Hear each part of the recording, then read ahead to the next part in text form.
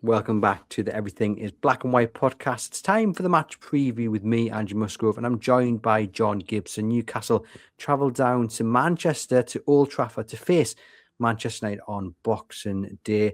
Sounds like a very bizarre thing to say, given that is the only game played on Boxing Day, and I think it's the furthest any team has to travel. But hey ho, what do football fans matter to TV companies, right, John? More on that in a moment. We have to start with a pre-warning. John, unfortunately, he's got a little bit of a cold. So when you hear from John, you're going to hear a slightly different voice of John's It, because he's got a bit it of a bad sound, I throat. sound a little bit like Louis Armstrong. I think that I caught a cold during the second half against Chelsea, mate, and I was kept warm in the first half and got a cold in the second. But there we go.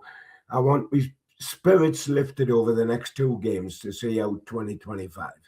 Yeah, fingers crossed. And if we're lucky and keep our fingers crossed, we might hear a wonderful world. Or is it a beautiful world? Ah, Some sort of world sung at the end of the show. absolutely. I'll blow my own trumpet. What more do we want for Christmas? Newcastle United heading down to the Northwest on Boxing Day. And I made a little reference to it there in the intro. And that's where I just want to start, really. I mean, there's no way Newcastle United fans should be made to travel all the way down there on Boxing Day, given, there's no public transport, I would imagine. And it is, like I say, I believe the furthest any team's going to have to travel. Like, how is this fair? And for a nighttime kickoff as well, Andrew, which means getting back is horrendous. But we've been saying for a long time the last people that matter in football now are the fans, who are the lifeblood of football. Without fans, there isn't football. You want to play in empty stadiums? We've had that before, and how horrendous was that?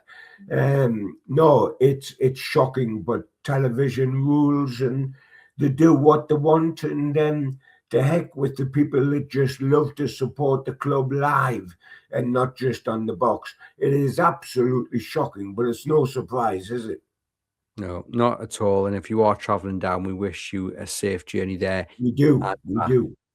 Um, Coming into this game, John, we've obviously seen Newcastle United draw against Chelsea. They beat Fulham in the cup as well. And you said, it's all about the next step. It's about good performances over a sustained period of time. And you really pinpointed the games against Manchester United and Burnley is where we will see just how far Newcastle United have come through this sticky patch.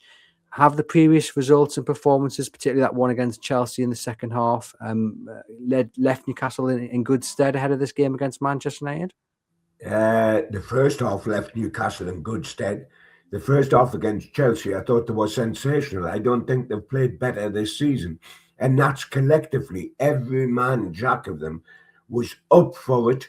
They give us everything they failed to give us at Sunderland, and with a huge dollop of class and ability on top of it.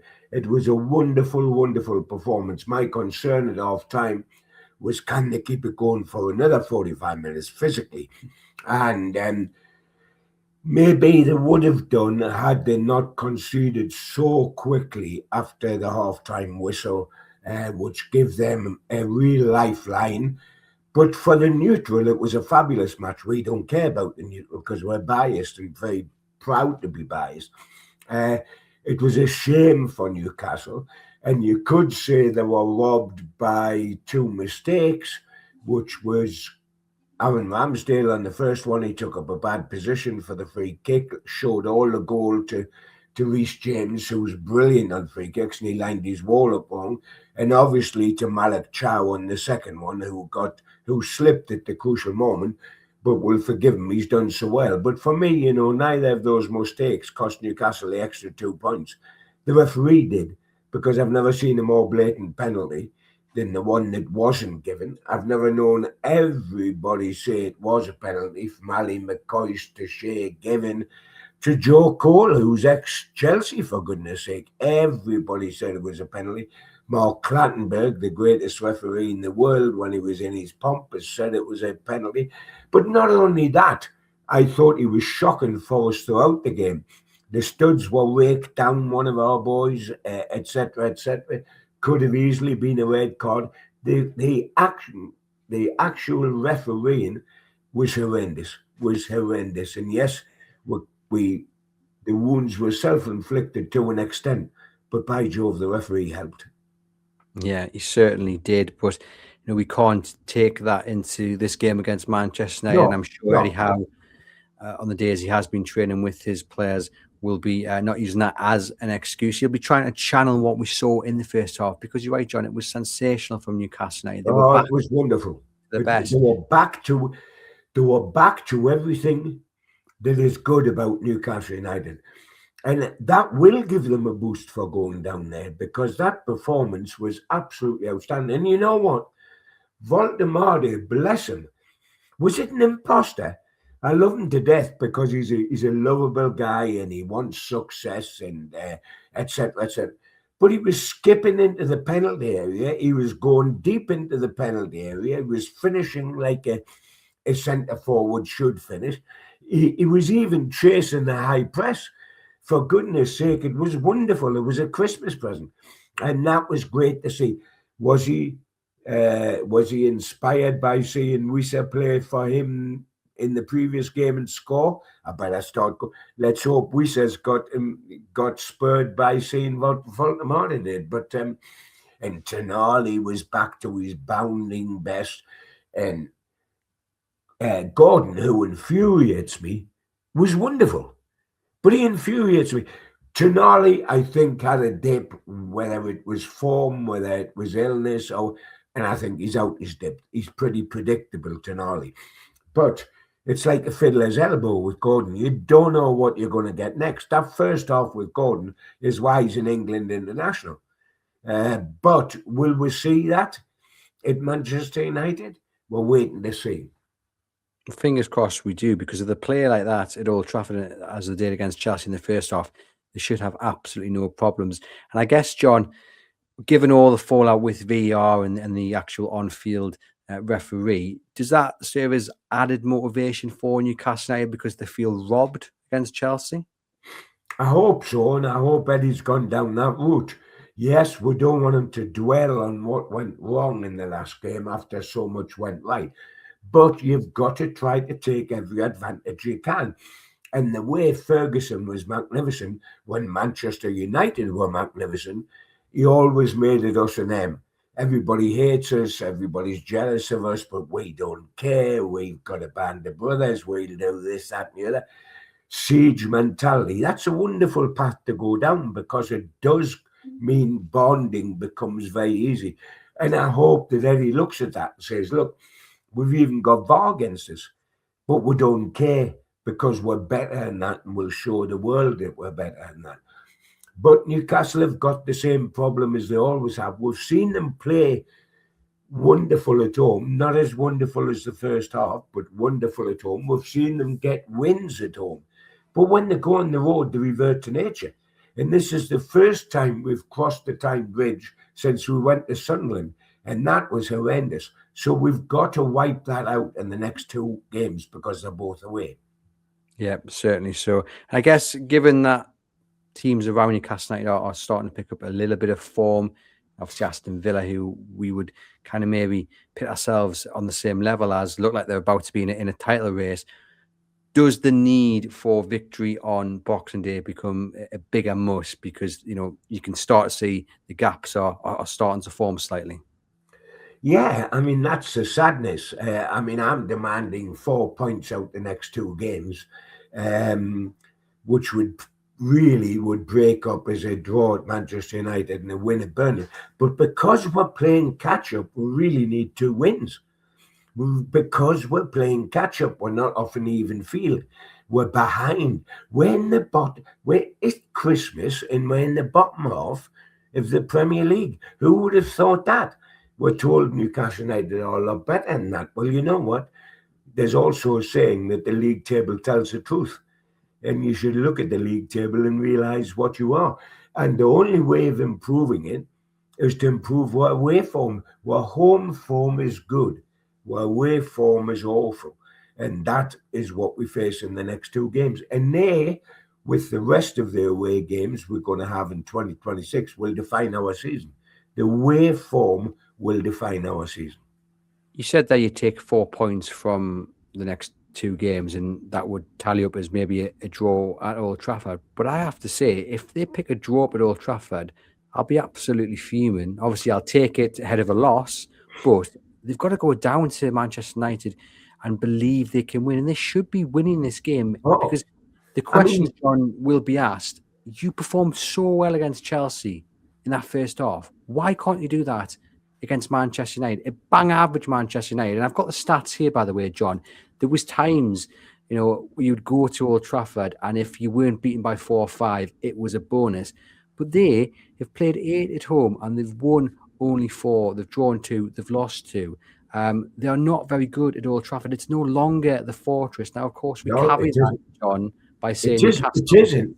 But do you think Manchester United will be producing some stats now saying we are rubbish away from home? And if we don't get 3 points at home and destroy Newcastle United, then our season's in a mess. Because what we haven't got to forget is that, which is what I'm urging them to do, we haven't got to forget the way we have performed away from home in the Premier League this season. 1 win at Everton, albeit a great win, but to perform our last time away was Sunderland. Now, we are going to travel and say we can beat this bang average Manchester United side at the Theatre of Dreams because they're bang average, and look what we've just done to Chelsea. But we can also look at it and say what matters, Andrew, is which Newcastle turns up.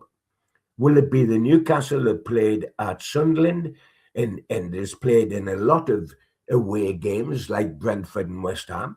Or will it be the Newcastle that played against Chelsea, that beat Manchester City up here? What's the team that's going to turn up? Never mind them. The result of this game will not be determined by Manchester United. They are well short of the 30 years, but they're not going to be relegated. But they're just bang average and they're steady away. They're steady at a very average level. We are up and down like a yo-yo. What will decide the outcome of this game is which Newcastle United turns up. No, 100% agree. And I think I would just say to them, don't let us down. You've got fans who are traveling on Boxing Day. They're not going to get home to the early hours on the 27th, spending money, going away from their families to follow you guys. Do not let us down. And don't go into this game fearing Manchester United. Don't go into this game looking at Manchester United with the history and the tradition and all the accolades that they used to have under Sir Alex, because they are no longer that team.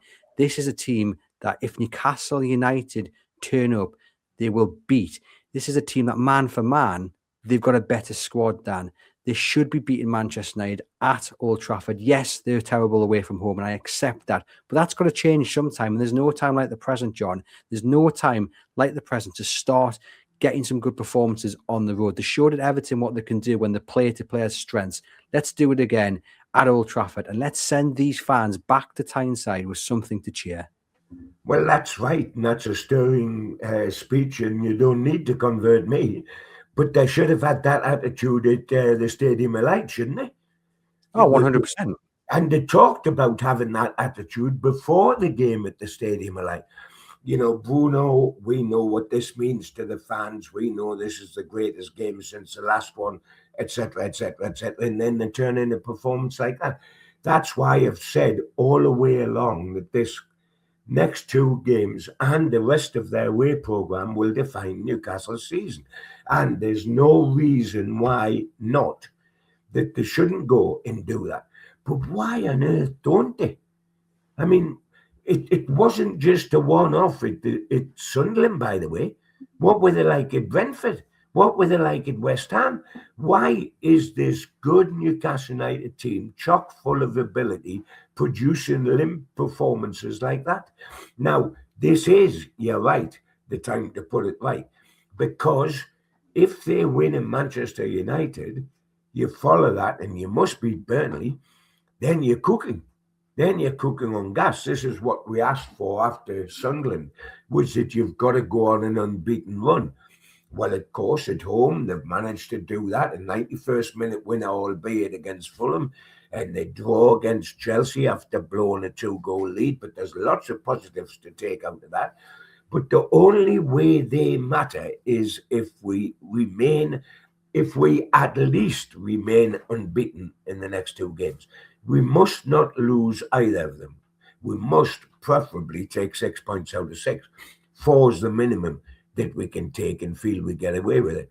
Because if we do, Andrew, we start the new year with, I think it's 4 home games in 9 days, albeit not all Premier League. We're playing in the FA Cup and we're playing the first round of the Carabao Cup semi-final. But we've still got 4 games at home. And I think 6 of the next 7, starting in 2026, are at home. Because coming into that is a Champions League match with PSV. So get points from these 2 games. And with that programme immediately ahead of us, we can start to turn the season round. But mess up at Old Trafford and we're back to square one. It is that important. Great chance to get some momentum building, isn't it? And it's all going to be about the message from Eddie Howe before the players run out, and then half time as well, because we can complain about VAR, and obviously Reece James scoring 4 or 5 minutes after the restart doesn't really help. But Newcastle once again did come out after the restart really, really flat. So clearly, whatever Eddie's saying at half time isn't quite working. It's not, transferring onto the pitch. And look, we've had our criticisms of Eddie Howe, John, but I think it's fair to say that Saturday and throwing away the lead wasn't really to do with him. It was down to VAR because the game plan, at least in the first half, and you could say after 20 minutes or so in the second half, it did work and Newcastle should have won that game 3-4 goals to the good. However, there is clearly something about the message at half time that isn't quite working at the moment. And that's going to be key at Old Trafford, because if they go in level, if they go in ahead, us watching it on the box, fans down there, will all be thinking the same thing. We know what's going to happen here. Newcastle United are going to come out and we don't quite back them to hold on to the lead. Yeah, I take your point totally. And they're all in it together, from Eddie Howe and his coaches to the kit man and the team and the subs, including the subs that don't get on. They're all in it together. But you know what I always feel, Andrew? Don't give the players an excuse. Players by nature, because it's a team game, need an excuse and love an excuse. Oh, it's the other player that's dropped the clanger. It's him that hasn't put in the shift. The manager didn't say the right things at half time. Inspire yourselves. Do you need the manager to tell you what to do at half time? You don't know yourself. You have a team full of internationals. I'm not playing down the manager's role, but I'm saying there's a lot of responsibility on the players. They can't come in at half time, sit down, pick up an orange and say, inspire me, Gaffer. They've got to inspire themselves as well and motivate themselves. It's their pride on the line. And all I'm trying to do with that is not let Eddie Howe off the hook, but put the players on the hook as well. It is up to them. Let them get on with it. Let them do it. We'll point fingers at them if it doesn't work. Not just, oh, was the speech not good before the game or at half time or whatever, or were the tactics not good or the subs not good. All of that matters. But so does each and every individual performance of the players out on the pitch. Certainly so. And hopefully we can have the performances that we saw in the first half. And you've mentioned Tonali, Gordon, Valdemare. They can take that into Boxing Day. Then Newcastle United, I feel, shouldn't have any issues. Just a reminder, ladies and gents, we are sponsored by NordVPN. So if you're going to be lucky enough to be getting any new electronic devices for Christmas, then why not sign up to NordVPN? No risk with a 30-day money-back guarantee. One subscription can be used across 10 devices, and it'll keep you safe while browsing on public Wi-Fi or unfamiliar Wi-Fi. So that's brilliant to have if indeed you are going to be getting some presents on Christmas Day. And we're also sponsored by fpro.com, the trainer mat which can help improve your youngsters' football skills and concentration. It really is a must if you've got some budding footballers in the household. And we've got a massive discounted offer for you guys, up to 60%. Head over to fpro.com/EIBW20 and you can get the discount there just in time for Christmas. John, let's talk about the starting 11 for Newcastle United. And it probably will be quite a quick answer because it's going to be unchanged, isn't it? Yes, certainly. I always say, unless there's unforeseen circumstances, because injuries are never announced by new injuries by Eddie at his press conference, because he gives nothing away. I wish he played in the defence for us because he gives nothing away. We need that sort of attitude, but he doesn't give anything away, so we don't know if anybody's got the flu or got the lurgy a bit like I have, or whether there's the odd knock. We don't know that. But the 10 out, if there's none of that, the 10 outfield players who started against Chelsea must, in my opinion, start in this game because they were to a man absolutely brilliant. From in defence, Hall through the Miley, sensational. Hall and Miley, I mean, dear me, Miley, the greatest compliment I can give him is that we didn't miss Livramento. He was that good in a position he doesn't play. And the midfield did the business, was so bit out of Ramsey for the first time. Voldemort was flying. Gordon was sensational. Murphy's much better, and Elanga improved it yet again. The 10 must be picked. The only change I would make, if it was possible, I would bring Pope back for Ramsdale. If Pope was fit, we don't know that he is. We know he's near fit. But as soon as he is fit, I'd bring him back for Ramsdale. Ramsdale hasn't convinced me at all since he come in the team. He's looked shaky. He doesn't produce confidence in his back four that everything is fine, etc., etc. So the only change I would contemplate is Pope for Ramsdale. If Pope's available, I suspect he won't be, and that it will be unchanged. But the 10 outfield, for me, have got to be unchanged. Pope hasn't trained, but anyhow says that hopefully might train today, which is the 23rd. I think Ramsey needs a run of games to get to the level that he can be. Did quite well in that first half against Chelsea. Second half kind of dropped off, but the only way he's going to get any better is by having a consistent run of minutes. Jacob Murphy, as you mentioned, did really well. Getting the crosses into the box. Maybe an argument that you could have Harvey Barnes coming in on the right if Murphy's knee isn't holding up. But yeah, it's going to be unchanged. Just a quick word about Malik Thiaw, because there was a lot of talk on Saturday about this redemption story that Nick Voldemort is done, scoring 2 after what happened at the Stadium of Light. But as I said earlier in the week, anyone inside the Newcastle United family wasn't looking for redemption because we had his back. But for the player, obviously, big thing that he scored a double. On Saturday, Malik Thiaw made a little bit of a mistake for Chelsea's second goal. I don't think for a moment there's going to be a long-term impact of that. But it is important, John, isn't it, that he starts the game well against Manchester United, just for him individually, because if there's another mistake early on, then you could go down a path that we don't want him to go down. So it's important that first challenge you get is a flying challenge, or just winning the first header against Manchester United. Yeah, I mean, it was a mistake, there's no question. And it was a quite deliberate play by Chelsea, because Pedro said after the game he'd asked Sanchez to kick the ball quickly to him out of hand because he saw spaces that he knew if he controlled the ball, he'd be in. Now, we did control it. Chow didn't get close early, and then when he tried to turn and sprint after him, he slipped. And that was fatal. That was the end of it, because Pedro's got enough about him to finish well. It was a mistake. Everybody makes a mistake. It's called human nature. But I believe his mentality is strong, and I believe it won't affect him. Yes, please don't make another mistake, even if it's a slip of your foot in the first quarter of an hour, else it's going to get to you then. But I don't think he'll go out twitchy. I think he'll believe in his ability, and he's done far too well when he's here to be twitchy. But that happens with defenders, and when it does, the ball ends up in the net. It's remembered, isn't it? If the keeper manages to stop it, it's forgotten very quickly.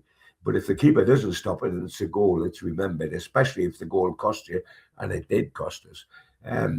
But yes, it's important that he gets.